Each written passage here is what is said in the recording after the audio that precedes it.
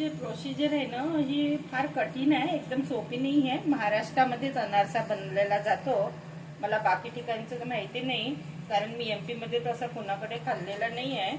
आणि मी ही प्रोसिजर दीपावलीच्या 8 दिवस अगोदर चालू केलेली होती. पहिले मी चावल पाण्यामध्ये 3 दिवसपर्यंत भिजवत टाकलेले होते आणि 3 दिवसानंतर ते काढून मी त्याला आपल्या सुकवायला ठेवलं आणि त्याला पिसलं. जर 1 किलो जर चावल असेल तर आपल्याला त्यामध्ये 700 ग्राम साखर टाकावी लागते. म्हणजे 1000 ग्राम जर आपलं चावलचा आटा असेल तर 700 ग्राम चिनीचा आटा टाकावा लागतो आपल्याला.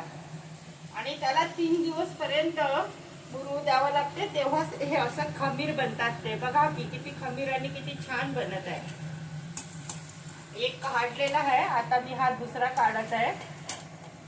याच्यापेक्षा पण पांढरे पण बनते. मी थोडा मुद्दाम लाल काढत आहे. मी तुम्हाला पांढरा पण काढून दाखवते, एकदम व्हाईट.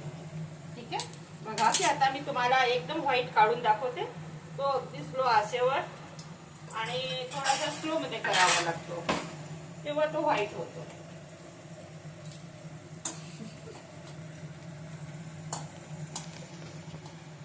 बघा आता मी एकदम व्हाईट वाला काढत आहे, कारण ते मी लाल मुलांना आवडते म्हणून काढलेला आहे.